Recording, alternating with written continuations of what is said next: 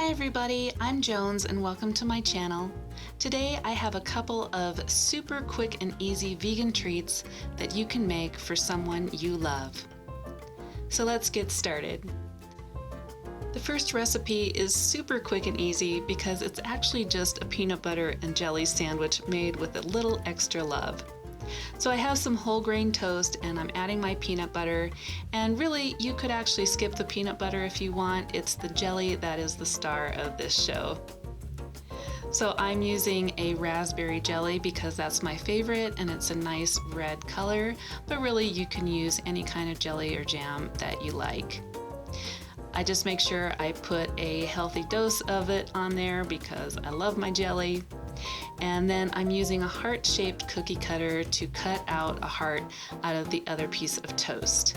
And to be honest with you, it's a lot easier to do this before you toast the bread, but I went ahead and toasted mine first, so it just takes a little bit of extra effort and care to pop that heart out of there. And you might have some little ragged edges that you'll just need to take off. And then we have this nice little cutout heart toast, and we'll put it on the sandwich, and isn't that adorable? This is the perfect little sandwich to put in your child's lunch if you have a child who's going to school, or if you're homeschooling right now like I am. It's just a really nice lunchtime treat or snack. Our next treat is some raspberry oat muffins that are really easy to make, and we're going to use fresh raspberries, some vegan butter, rolled oats, and some gluten-free flour. So to start, we need to make some vegan buttermilk or soured milk. I'm using soy milk here, but you could use any kind of plant-based milk that you like. And then I'm just adding a tablespoon of apple cider vinegar. If you don't have vinegar, you can also use lemon juice for this. We'll just stir that up and set it aside for a couple of minutes.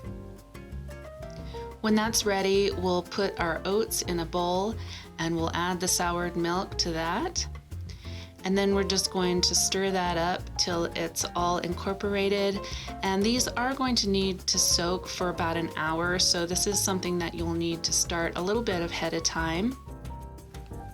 So once that's all mixed together, you can just set it aside and go do your laundry or watch TV or read a book or whatever it is you want to do. So when that's all ready, in a large mixing bowl, we'll add our butter, vegan butter of course, and our brown sugar. And I'm just going to mix that together by hand. You could try using a mixer, but I don't recommend it for this kind of thing. I really prefer to use a spoon. It does take a little bit of work, but it doesn't take too long. You just want to make sure it's all thoroughly mixed together. Once that's done, we'll be adding our flax egg, which is 1 tablespoon ground flax meal with 3 tablespoons of water that we set aside to gel for a few minutes. We'll just stir that in until it's fully incorporated. Next, we'll be adding some baking powder, salt, and baking soda to some gluten-free flour. If you don't want to use gluten-free flour, that's fine. Any kind of all-purpose flour will work for this. To our butter and sugar mixture, we'll be adding half of our oatmeal mixture and half of the flour, and then we'll just mix that together. We don't need to mix it fully this time because we're still going to be adding some more ingredients. It just makes it a little easier if you add half of it at a time. So then we'll just add the rest, and then we want to mix that together until it is all fully incorporated and we have a nice sticky but not runny batter.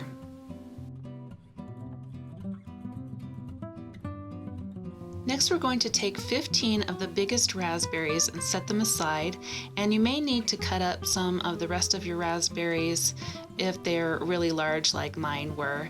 And then we're just going to coat those in some gluten-free flour or whatever flour that you're using. This just helps the raspberries sort of suspend in the batter and not drop to the bottom while they're baking.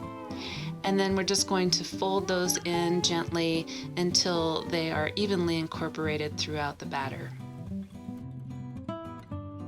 So we've got our muffin tins, and if you don't want to spray them with oil, you can use some muffin liners. I got these cute Valentine's ones on sale at the store, and I'm just going to put one of those in each of the muffin tins. And a muffin tin typically has 12 muffins, but I found that this recipe actually made 15 muffins, so you might need another muffin tin or you'll end up doing a second batch. And I'm using an ice cream scoop to put an even amount of batter in each cup. It's basically 2/3 of the cup full. You don't want to fill it up all the way or your muffins will kind of overflow the top while they're baking, and we don't want that to happen.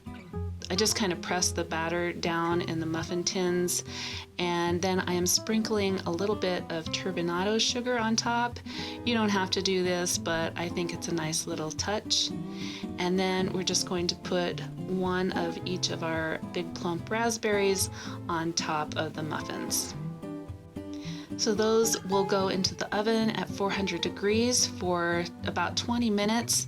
That's how long it took in my gas oven, but you might take 25 minutes depending on your oven.